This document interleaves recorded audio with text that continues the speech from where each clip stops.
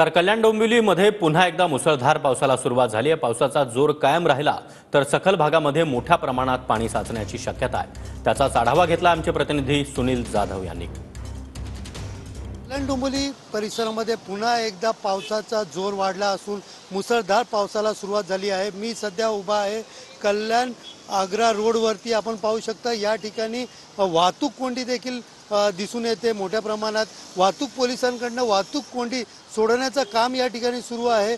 सकाळपासूनच पावसाची संततधार सुरू असून अधूनमधून पावसाचा जोर वाढत असल्याने सखल भागात पाणी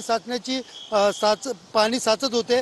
मात्र पावसाचा जोर कमी झाल्यावरती पाण्याचा निचरा देखील होत होता। मात्र 1 तासापासून कल्याण डोंबिवलीमध्ये आता मुसळधार पावसाला सुरुवात झालेली आहे। अशाच प्रकारे पावसाचा जोर राहिला तर सायंकाळी सखल भागामध्ये अनेक ठिकाणी मोठ्या प्रमाणात पाणी साचण्याची शक्यता वर्तवली जात आहे। कॅमेरा पर्सन गणेश राहटेसह सुनील जाधव, TV9 मराठी, कल्याण।